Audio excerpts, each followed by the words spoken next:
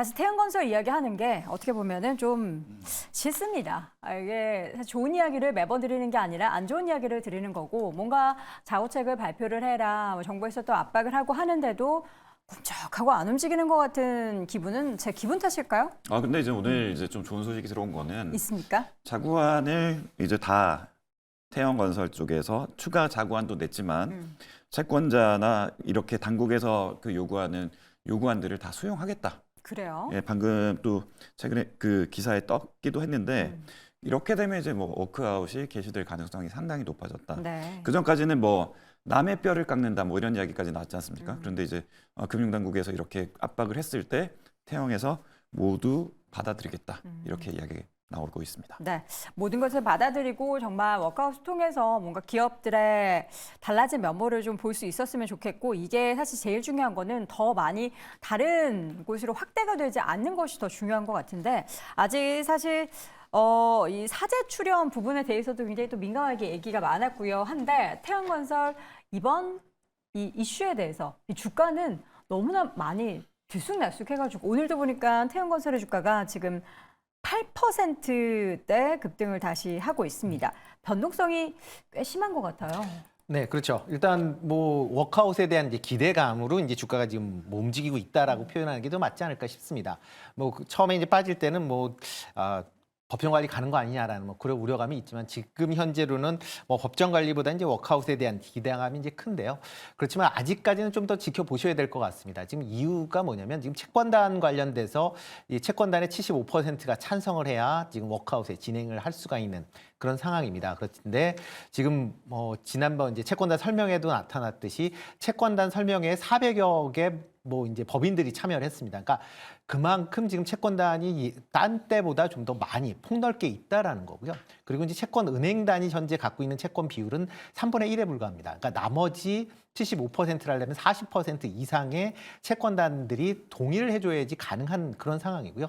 그러다 보니까 각 채권단의 이해관계가 지금 다 엇갈리고 있는 그런 상황입니다. 그렇기 때문에 뭐 은행단만 오케이 한다고 해서 이게 워크아웃을 진행할 수 있는 상황은 아니다라고 보시면 될 것 같고요. 나머지 채권단에서 과연 이 부분 지금 이제 추가적으로 뭐 여러 가지 이제 자구안이 나왔는데 이 자구안으로 만족을 할 것이냐 아니면 우리는 그냥 법정 관리하는 게 더 낫다라고 생각하는 사람이 이제 나눠질 가능성은 있기 때문에 아직까지는 안심하기에는 조금 이른 측면은 분명히 있다라고 보여지고요. 그렇기 때문에 뭐 최근 들어 이제 태양건설과 관련돼서 뭐 주가도 그렇지만 태양건설 회사채도 지금 급등락이 지금 거듭이 되고 있는 그런 상황입니다. 그렇지만 이렇게 이제 급등락이 거듭될 때는 불확실성이 있기 때문에 뭐 이거에 대해서 뭐 일반 투자자들 같은 경우는 조금 조심하실 필요가 있을 것 같고요. 만약 자신 있는 분들만 단기 트레이닝 관점에서 접근을 하셔야 되지 않을까 싶습니다. 네, 태양건설을 비롯한 이러한 뭐 워크아웃 소식이나 이런 얘기들에 의해서 관련된 그 지주사 그리고 그 SBS 이런 종목들이 좀 들쑥날쑥한 네, 그렇죠. 움직임들이 보이잖아요. 네네. 좀 오랜 동안 또 시장을 지켜보셨으니까 이런 네. 종목을 우리 개인 투자자분들이 좀 투자 전략이나 접근을 할 때 어떤 점을 좀 유의해야 될까요? 그 기준이 있어야 되는데 하나 제가 가져온 자료 한번 네, 보시겠어요? 그 리포트가 하나 있더라고요. TY 홀딩스에 대해서 네. 리포트가 있었어요. 최근 겁니까? 아니죠. 과거 거? 근데 그게 레퍼런스가 돼요. 잠깐 시간을 더 볼게요. 네. 이게 3월 달입니다. 3월 달에 목표 주가가 18,000원이었어요. 18,000원. 그 당시에 주가가 12,000원일 때 18,000원 제시한 거고 지금 주가 얼마죠? 4,710원. 네, 이렇게 된 겁니다. 네. 18,000원 시가총액으로 따지면 1조 정도, 여기 중간에 산정 가치라 정도, 이 중간에 네. 이게 9천억 정도가 시가총액이었다는 거예요. 목표 주는 건데 이 중에서 가장 큰 게 뭐죠? 중간에 에코비트 있죠. 네. 에코비트가 이거는 에코랑 비슷하네요. 에코프로 CNG라고 있는데 네. 그 회사가 비슷한 폐배터리 재활용하는 회사. 이거는 실체가 있어요. 네. 위에서 두 번째 5천억 한 거. 그것도 3월 달보다는 주가가 많이 빠졌으니까 일단 이게 유리하고 태양건설 780억은 가치 없어진다. 재료로 보고 그다음에 방송 SBS잖아요. 네. 원래는 동의 안 하면 SBS 대주 자격도 없앤다. 뭐 이런 얘기 나왔지 네, 않습니까? 이거 없애봅시다. 만약 SBS 자격 없어. 이거 제로가 돼. 그러면은 그렇다고 제로로 내놓지는 않겠지만은 아주 극단적으로 하는 거예요. 그리고 순차입금이 그 당시 3천억이 플러스 있는데 네. 지금 뭐 어떻게 될지 모르잖아요. 그쵸. 이게 다 없어진다고 가정하면은 결국은 에코비트 하나의 가치로 TY 홀딩스를 하면은 3월 달 예측한 걸 따지면 5천억의 가치예요.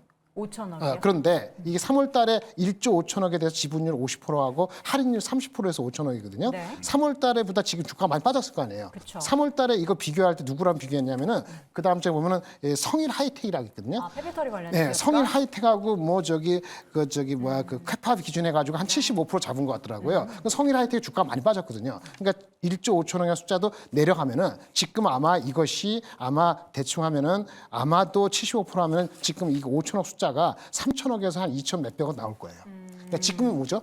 폐배터리 하는 에코비트 주가.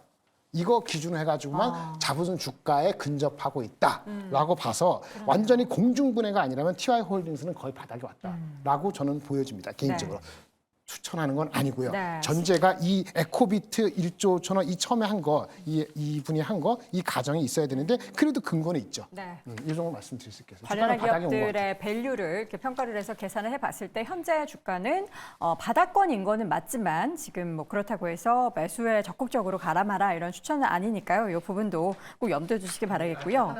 네. 에코비트 같은 경우는 뭐 지금 페어 배터리라고 한다라기보다는 종합 이제 환경 폐기물 관련된 회사다라고 보시면 될 것 같습니다. 그러니까 이거 같은 경우는 지금 미국의 이제 사모펀드인 KKR이 나머지 절반의 50%를 갖고 있는 네. 그런 상황이고요. 아마 이번에 태형 관련된 부분도 이거를 팔아야 되는 그런 상황이기 때문에 만약 이거를 팔아서 지금 태형건설을 메꿔야 되는 그런 상황이다라고 보면 실질적으로 뭐 태형건설 쪽에 이제 올인을 하다 보면 남아 있는 건 이제 SBS 하나만 남아 있을 가능성이 큰 부분도 있으니까 그런 점도 좀 감안을 하시는 게 좋을 것 같고요. 만약 법정 관리에 들어간다라고 하게 되면 지금 TY홀딩스가 지금 태형건설에 연대 보증을 한 게 한 2,700억 정도 됩니다. 그러니까 뭐 과연 이제 그러니까 TY홀딩스가 2,700억을 손실 처리하면서 떨궈낼 건지 아니면 그냥 살릴 것인지도 아마 조금 같이 보셔야 되지 않을까 싶습니다. 태형에 대해서 그 SBS 대주주 자격의 박탈 뭐 요 얘기도 앞서서 잠깐 언급해 주셨지만 그래서 매각에 대한 기대감 때문에 그 태형건설 관련한 이슈가 불거지자마자 주가가 가장 좀 탄력적으로 올랐던 게 SBS였습니다. 오늘은 9%대 급락을 하고 있는 상황인데 이 SBS의 향후 거취는 어떻게 될지를 우리가 가늠해 볼 수 있나요? 네, 일단 뭐 대주주에 대한 그런 리스크가 좀 있죠. 워크아웃이든 법정 관리든 어쨌든 시장에서는 부정적으로 보는 부분이 있는데 지금 시장에서 이야기하는 바는 뭐냐면 지금 이렇게 좀 쉽게 좀 말씀을 드려보자면 태형건설이 좀 문제가 생겼습니다. 네. 근데 이 태형건설을 살리기 위해서 회사 측이나 오너 측에서 무언가를 하기로 이야기를 했거나 앞으로 할 것이다라고 이야기를 해야 되는데 그 방향 자체가 채권단과는 맞지 않는 상황이라는 거죠. 네. 그렇기 때문에 지금 시장에서 많이 신뢰를 잃어가고 있는 상황에서 언론사를 가지고 있다라는 것이 시장에서는 문제가 좀 될 수는 있다라는 겁니다. 물론 법적으로 어떤 문제가 있는지는 그 절차상을 우리가 좀 살펴봐야겠지만 도의적으로도 문제가 될 가능성이 굉장히 높다라는 거죠. 그래서 SBS 같은 경우는 지금 주가의 흐름 같은 경우는 개선될 가능성도 있다라고 보지만 태형건설 측이 어떤 식으로 앞으로 진행이 되는지 법정 관리로 들어간다라고 한다면 주가 흐름은 저는 오히려 개선될 가능성도 좀 있다라고 보고 있습니다. 그래서 11일 날 관련되어 있는 내용들이 이제 좀 확정이 될 것이다. 네. 태형건설의 모든 내용들이 이제 확정이 될 것이다라고 이야기가 나오고 있는데 계속해서 좀 추이를 봐야 될 것 같습니다. 그래서 지금 이 회사 같은 경우는 아까 전에도 잘 말씀을 해주셨지만 지금 그 에코비트 같은 경우는 잘못하면 돈 한 푼 건지지 못하고 건네줘야 될 상황까지도 들어갈 수가 있는 상황이기 때문에 네. 지금 시장에서는 살아날 것이다라고 판단을 하고 있는 것 같지만 주가의 흐름을 놓고 봤을 때 조심해야 된다라는 말씀을 다시 한번 드려보도록 하겠습니다. 네.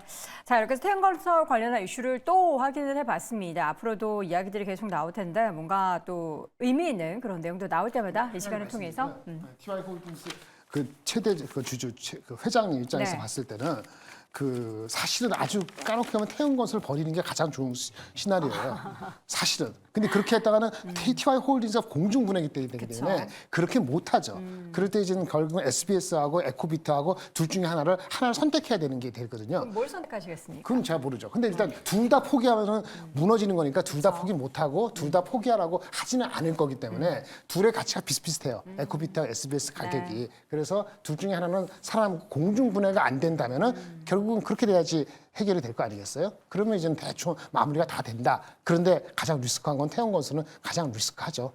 그 PF 자체는 해결되는 게 아니니까. 알겠습니다. 자, 최후의 통첩에 추가 자료안 제출한 태영건설, 과연 향후에 또 관련한 기업들의 뉴스가 또 어떻게 변화가 나타나게 될지 지켜보도록 하겠고요. 네 분의 의견 다시 한번 정리해 보겠습니다.